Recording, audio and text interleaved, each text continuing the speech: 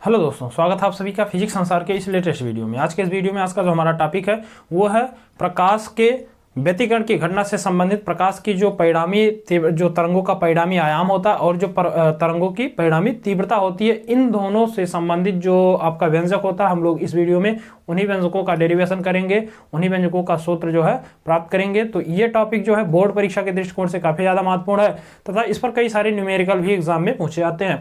तो ये टॉपिक अच्छे से समझने के लिए वीडियो को बिना स्किप किए हुए पूरा देखें ताकि आपको ये टॉपिक जो अच्छे से समझ में आ सके। चलिए शुरू करते हैं। जैसा कि हम लोग पढ़ ही चुके हैं कि प्रकाश के व्यतिकरण की घटना होती क्या है। एक बार फिर से हम इसको क्या करते हैं, रिवाइज करते हैं। प्रकाश के व्यतिकरण की अगर हम लोग बात करें तो प्रकाश का जो व्यतिकरण होता है, तो जब भी किसी प्रकाश स्रोत से जब प्रकाश की तरंगें क्या होती है बाहर निकलती हैं, तो उस स्थिति में जब वो माध्यम में संचरण करती हैं यानी गति करती हैं, तो यदि वो तरंगें माध्यम में संचरण के दौरान किसी बिंदु पर मिलती हैं तो उस बिंदु पर प्रकाश की तीव्रता या तो अधिकतम हो जाती है या तो प्रकाश की तीव्रता न्यूनतम हो जाती है। इस घटना को हम लोग कहते हैं प्रकाश का व्यतिकरण। व्यतिकरण आपका दो प्रकार का होता है, एक होता है संपोषी व्यतिकरण और एक होता है विनाशी व्यतिकरण। संपोषी व्यतिकरण क्या होता है, तो जब दो तरंगें माध्यम में संचरण के दौरान कंपन की समान कला में मिलती हैं तो उस स्थिति में उनके बीच जो प्रकाश की तीव्रता होती है और जो प्रकाश का आयाम होता है, ये दोनों क्या होते हैं, अधिकतम हो जाते हैं, यानी प्रकाश की तीव्रता अधिकतम हो जाती है। और जब यही दोनों तरंगें माध्यम में संचरण के दौरान जो आपकी कंपन की विपरीत कला में मिलते हैं, यानी संचरण के दौरान अगर वो परस्पर विपरीत कला में मिलते हैं तो उस स्थिति में जो प्रकाश की परिणामी तीव्रता होती है वो न्यूनतम हो जाती है, यानी सबसे कम हो जाती है। इस घटना को हम लोग कहते हैं प्रकाश का विनाशी व्यतिकरण। तो संपोषी और विनाशी व्यतिकरण हम लोग पढ़ ही चुके हैं। हमें यहाँ पर ज्ञात करना कि प्रकाश की परिणामी तीव्रता का व्यंजक होता क्या है। तो हम लोग क्या करते हैं, इसके लिए दो तरंगें मान लेते हैं। जो पहली तरंग है वो है आपका y1 और इसके जो विस्थापन का सूत्र होता है वो हम लोग पढ़ चुके हैं, A1 sin ओमेगा टी। ये मान लीजिए कि पहली तरंग है जिसका y1 क्या है, y1 आपका विस्थापन होता है, a क्या होता है तो आयाम होता है, ओमेगा टी क्या होता है, कला होता है। इसको हम लोग बनाते हैं पहली तरंग। तथा दूसरी तरंग जो है उसका विस्थापन हम लोग मान लेते हैं कि y2 है और ये होगा आपका A2 sin omega T plus phi. ये हम लोग क्या करते हैं, मान लेते हैं हमारे पास दो तरंगे हैं, एक आपका y1 जो कि है A1 sin omega T, y1 है क्या तो तरंग का विस्थापन है। ये सूत्र आप लोग क्लास 11th में ध्वनि वाले चैप्टर में, तरंग वाले चैप्टर में आप पढ़ चुके होंगे। y2 जो होता है वो आपका ये दूसरे तरंग का विस्थापन है। A2 क्या है, A1 और A2 आपके आयाम है, ओमेगा टी क्या है तो कला है, यहां पर भी ओमेगा टी कला, फाई क्या है तो दोनों की कलाओं का अंतर यानी फाई क्या है, कलांतर है। तो आप यहां से लिख सकते हैं जहां फाई क्या है तो ये आपका होता है कलांतर। अब कलांतर क्या होता है इसके बारे में हम लोग इससे पहले वाले वीडियो में चर्चा कर चुके हैं। तो ये आपका कलांतर होता है। हम क्या करते हैं, हमें बताना है कि जब ये दोनों तरंगें माध्यम में संचरण के दौरान मिलती हैं तो उस स्थिति में परिणामी तीव्रता क्या होती है और परिणामी आयाम क्या होता है। तो सबसे पहले हम क्या करते हैं, इसमें हम लोग लगाते हैं अध्यारोपण का सिद्धांत। अध्यारोपण का सिद्धांत क्या होता है कि माध्यम में संचरण के दौरान जो अलग अलग तरंगें होती हैं उनके अलग अलग विस्थापनों का हम क्या करते हैं, योग कर लेते हैं, उसी को अध्यारोपण का सिद्धांत कहते हैं। तो यहां पर लिखेंगे अध्यारोपण के सिद्धांत से,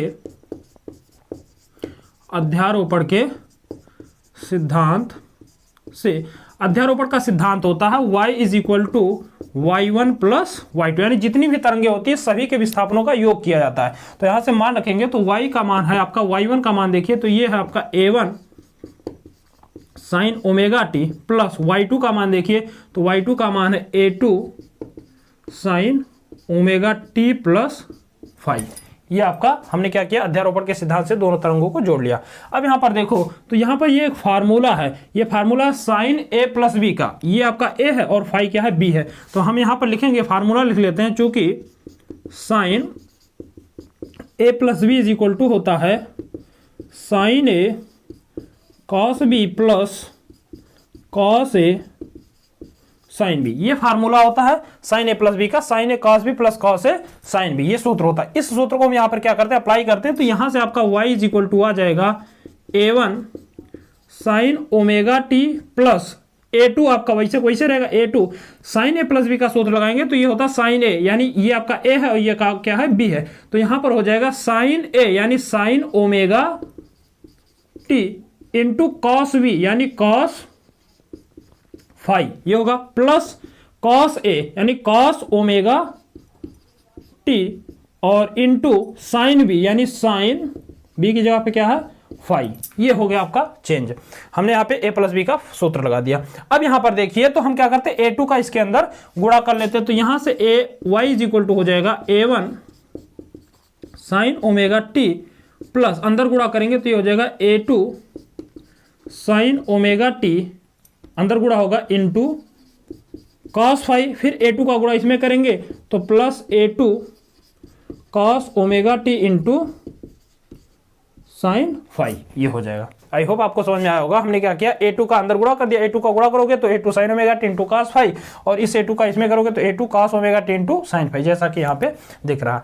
अब आप क्या करिए, अगर आपके थोड़ा सा यहाँ पर ध्यान लगाइए तो यहाँ पर देखिए, यहाँ पर साइन ओमेगा टी, इसमें भी क्या है साइन ओमेगा टी, दोनों में से साइन ओमेगा टी आप क्या करते हैं, कॉमन कर सकते हैं। तो हम क्या करते हैं, दोनों में से साइन ओमेगा टी बाहर निकालते हैं, तो यहां से हो जाएगा y इज इक्वल टू, इधर बचेगा आपका A1, इधर बचेगा आपका साइन ओमेगा टी बाहर निकल जाएगा तो ये आ जाएगा A2, और क्या बचा कॉस फाई, ये आपका बचेगा, और इनटू हम लिख सकते हैं साइन ओमेगा टी, इसको हम ऐसे लिख सकते हैं। साइन ओमेगा टी को हम लोग बाहर कर लिया तो यहाँ क्या बचा, A1 बचा, और यहाँ से क्या बचा A2 cos फाई, तो A2 cos फाई, फिर यहाँ पर देखो प्लस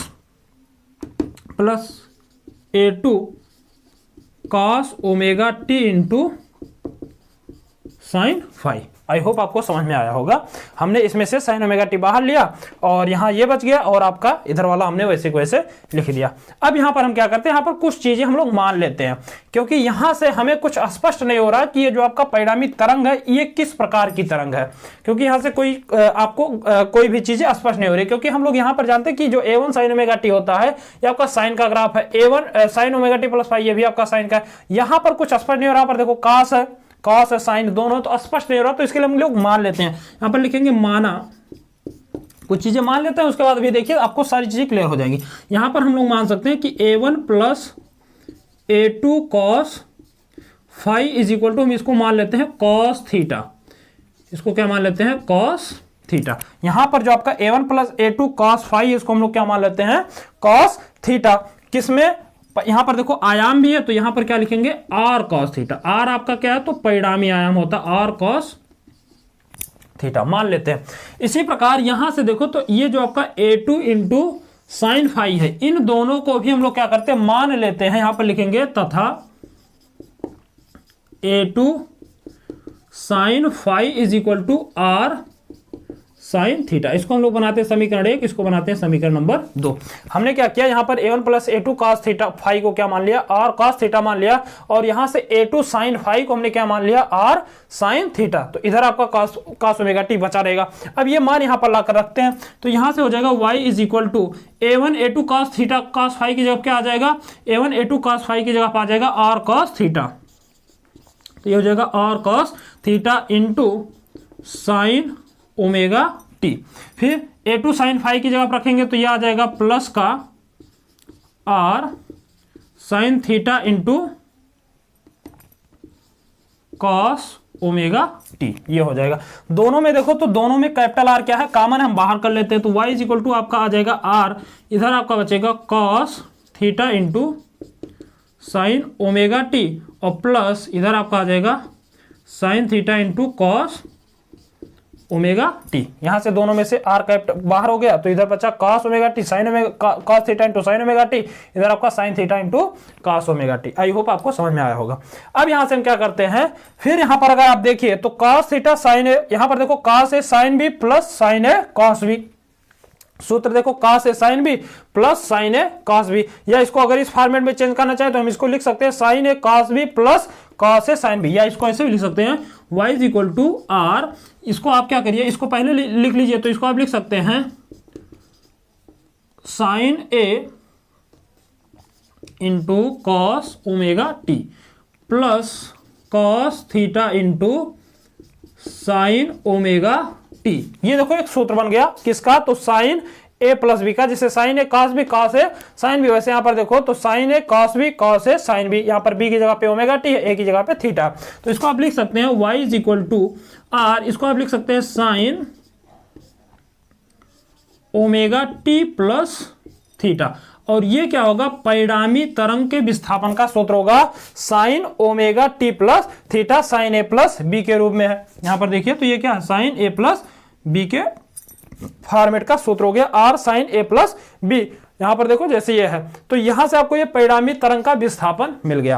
अब हम क्या करते हैं, यहां से ज्ञात करते हैं परिणामी तरंग का आयाम, क्योंकि आयाम ज्ञात करेंगे तभी आपको इससे जो परिणामी तरंग की तीव्रता होती है वो प्राप्त होगी। तो आगे लिखेंगे परिणामी, हमने तरंग का विस्थापन ज्ञात कर लिया, फिर आगे लिखेंगे जो आपका समीकरण 1 है, 1 तथा 2। आप समीकरण 1 देखिए, r cos थीटा, ये आपका क्या है r sin थीटा। तो आप समीकरण 1 के क्या करिए, दोनों पक्षों का, समीकरण 1 और b के दोनों पक्षों का वर्ग करके जोड़ लीजिए। यहां पर लिखेंगे समीकरण 1 तथा 2 का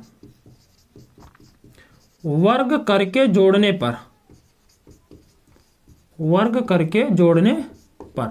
करके जोड़ लेते हैं। तो यहां पर देखो a आपका क्या है, a1 plus a2 cos phi, यहां पर लिखेंगे a1 plus a2 cos phi का whole square plus a2 sine phi, a2 sine phi का होल स्क्वायर बराबर, यहां पर देखो r cos थीटा, तो r cos थीटा का होल स्क्वायर प्लस यहां देखो r साइन थीटा, तो r साइन थीटा का होल स्क्वायर। कैसे ज्ञात करते हैं, तो आप क्या करिए, LHS का वर्ग कीजिए और LHS वाले वर्ग में जोड़िए, क्योंकि जोड़ने का तरीका ये होता है LHS में LHS को, RHS में RHS को। तो यहां से हमने इसका वर्ग किया, इन दोनों को जोड़ लिया, RHS वाले का इसका वर्ग करके दोनों को जोड़ लिया।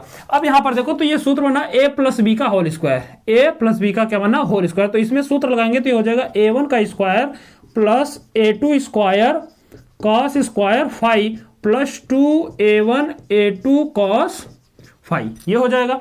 यहां पर देखो तो ये आपका एक ही है, तो इसका स्क्वायर होगा, तो a2 square sine square phi बराबर इधर आ जाएगा r square cos square theta plus r square sine square theta, दोनों का वर्ग करेंगे स्क्वायर लग जाएगा। यहां पर देखो तो यहां पर a2 square sine square phi, यहां पर भी है a2 square sine square phi, इसको हम इसके समय ले आते हैं, तो इसको लिख सकते हैं a1 का square plus a2 square cos square phi, और इसको इधर ले आएंगे, इसको भी इधर ले आएंगे, तो ये हो जाएगा a2 square sine square phi और plus 2a1 a2 cos phi बराबर, यहां पर देखिए तो r square cos square theta और plus r square sine square theta. अब यहां पर देखो तो दोनों में a2 स्क्वायर क्या है, कॉमन है, बाहर कर लेते हैं, तो ये हो जाएगा a1 square plus a2 square, दोनों को बाहर निकालेंगे, दोनों में से a2 का होल स्क्वायर, तो यहां से आपको प्राप्त होगा, इधर आपका बचेगा cos स्क्वायर थीटा प्लस इधर बचा फाई, आप कीजिएगा फाई, ये आपका हो जाएगा साइन स्क्वायर फाई और इधर बचा 2a1 a2 cos फाई और बराबर इधर देखो तो r स्क्वायर दोनों का हमारा इधर आ जाएगा आपका cos square theta plus sign square theta, ये हो गया। हम लोग जानते हैं, फिर यहां पर एक सूत्र हम लोग जानते हैं कि जो आपका sign square theta plus cos square theta होता है, ये आपका 1 होता है। क्लास 10th में मैथ के त्रिकोणमिति वाले चैप्टर में ये सूत्र जो है पढ़ाया जाता है। तो आप इसकी जगह पे क्या हो गया, 1 हो जाएगा साइन स्क्वायर थीटा प्लस का स्क्वायर थीटा, यहाँ पर भी है क्या, साइन स्क्वायर थीटा प्लस का स्क्वायर थीटा मान 1 होगा, तो यहाँ से आ जाएगा a1 square plus a2 square और इधर plus 2a1 a2 cos phi is equal to इधर आ जाएगा आपका r स्क्वायर, क्योंकि 1 से गुणा करेंगे कोई प्रभाव नहीं पड़ेगा। तो यहाँ से r का जो मान आएगा, इस रूट को इधर भेज दीजिए, तो इस पे लग जाएगा, यहाँ पर स्क्वायर है, इस पे आएगा स्क्वायर रूट हो जाएगा, ये हो जाएगा a1 का स्क्वायर प्लस a2 का square plus 2a1 a2 cos phi, और ये होगा परिणामी आयाम का सूत्र। यहाँ इस सूत्र की सहायता से आप दोनों तरंगे जब माध्यम में संचरण के दौरान मिलती है तो उनका परिणामी आयाम कितना होगा, तो ये होगा a1 square plus a2 square plus 2a1 a2 का a2 cos फाई के बराबर होगा। तो आई होप आपको यहां तक की सारी चीजें समझ में आई होंगी। तो ये तो हो गया परिणामी आयाम। a1 क्या है, तो पहले तरंग का आयाम, a2 क्या है, तो दूसरे तरंग का आयाम है, जैसा कि हम यहां पर पहले ही बता चुके हैं। तो यहां तक पहले आप इसका स्क्रीनशॉट लीजिए। इसके बाद हम लोग क्या करते हैं, ज्ञात करते हैं कि परिणामी तीव्रता का व्यंजक क्या होगा। देखिए यहां से तो हमें परिणामी आयाम का सूत्र मिल गया, r equal to a1 square plus a2 square plus 2a1 a2 cos phi. ये प्रकाश की तीव्रता का परिणामी आयाम का सूत्र है, जो तरंगे होती है उनकी परिणामी आयाम का सूत्र है। अब हमें बताना क्या है, परिणामी तीव्रता का व्यंजक बताना है। तो प्रकाश की परिणामी तीव्रता जो होती है वो आयाम के वर्ग के अनुक्रमानुपाती होती है। तो यहां पर लिखेंगे, हम जानते हैं हम जानते हैं कि जो प्रकाश की तीव्रता होती है वो वर्ग के बराबर होती है, किसके? आयाम के वर्ग के बराबर होती है, समानुपाती होती है। तो यहां से समानुपाती का चिन्ह हटाएंगे तो यहां पर एक नियतांक आ जाता है, वो आता है कैपिटल K इंटू आर का स्क्वायर। तो अब हम क्या करते हैं, आर का मान यहां से लाकर रख देते हैं। तो यहां से आपका I इज इक्वल टू हो जाएगा K इंटू आर की जगह पे आपका आ जाएगा under root A1 square plus A2 square plus 2A1 A2 cos five, और इसका क्या हो जाएगा होल स्क्वायर। वर्क करेंगे तो हम लोग जानते हैं वर्क करने से रूट क्या होता है, कैंसिल हो जाता है। तो I इज इक्वल टू आ जाएगा आपका K और ब्रैकेट में A1 square plus A2 square plus 2A1 A2 cos five, ये हो जाएगा। K का अंदर गुणा कर दे तो I इज इक्वल टू आ जाएगा आपका K A1 square plus K A2 square plus 2, अंदर गुणा होगा तो K A1 into A2 into cos five. आई होप आपको समझ में आया होगा, इतना तो बेसिक गणित है। K का अंदर गुणा करेंगे K A1 स्क्वायर, इसका इसमें करेंगे K A2 स्क्वायर, इसका इसमें करेंगे 2A1 A2 into cos five, K का गुणा इसमें भी हो जाएगा। ठीक, अब यहां से हम थोड़ा सा इसका फॉर्मेट चेंज करते हैं, रूप चेंज करते हैं। यहां से हम इसको लिख सकते हैं I is equal to K A1 square plus K A2 square plus 2, K को हम दो पार्ट में कर लेते हैं, इसको हम लिख सकते हैं under root K A1 plus under root K A2 into cos five.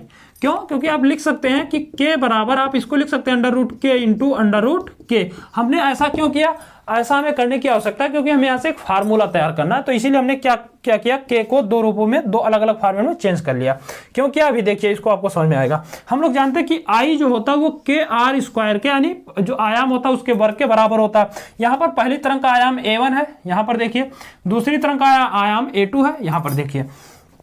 तो इसको आप लिख सकते हैं, यहाँ पर लिखेंगे चूंकि K A1 स्क्वायर जो होगा वो बराबर होगा किसके? I1 के। किसके बराबर होगा? I1 के। क्यों?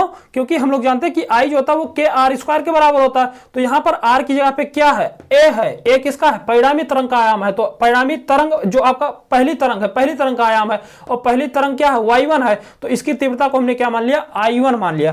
तो ये आपका हो गया I1। इसी प्रकार K A2 का स्क्वायर जो होगा ये बराबर होगा किसके? I2 के। और यहां से जो अंडर रूट K A1 है ये बराबर होगा किसके? अंडर रूट I1 के। और यहां पर अंडर रूट K A2 जो है ये बराबर होगा किसके? Under root I2। क्योंकि इसका वर्क कर देंगे तो वर्क करेंगे तो इसका स्क्वायर क्या होगा? इसका जो रूट है वो क्या होगा? हट जाएगा। तो आपका यहां से K A1 और K A2 का परिणाम जो है प्राप्त हो जाएगा। तो यहां से हमने ये लिख लिया कि K A1 square equal to होता है आपका I1 और K A2 square equal to होता है आपका I2। अब हम क्या करते हैं, यहां से ला करके इसका मान रख देते हैं। तो अगर आप मान रखेंगे तो एक चीज और आपको ध्यान देना है, A1 A2, हाँ ठीक है। तो हम क्या करते हैं, अब यहां से इसका मान ला करके रखते हैं। तो मान रखेंगे तो यहां से आपको सूत्र एक प्राप्त होगा और वो कुछ इस फॉर्मेट में हो जाएगा। देखो ये मान यहां पर लाकर रखेंगे तो I इज इक्वल टू हो जाएगा कि A1 का स्क्वायर क्या होता है? K1 का स्क्वायर होता है I1, यहाँ से हो जाएगा I1।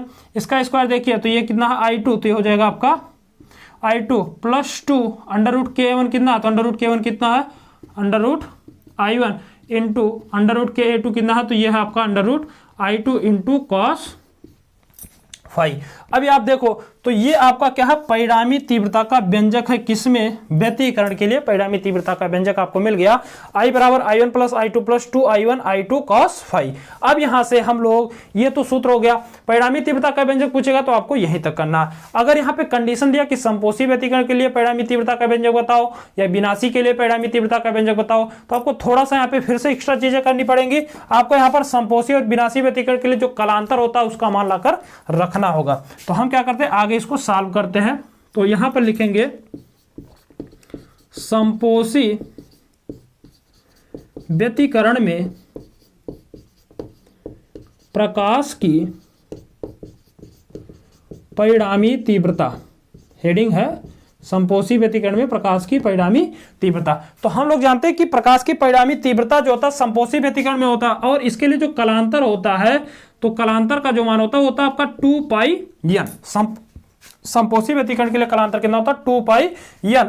तो यहां पर आप n का मान 0, 1, 2, 3 आप कुछ भी रख सकते हैं। हम क्या करते हैं n का मान 0 रखते हैं, तो आपको फाई बराबर कितना मिल जाएगा 0 डिग्री, यानी कालांतर कितना है 0 है।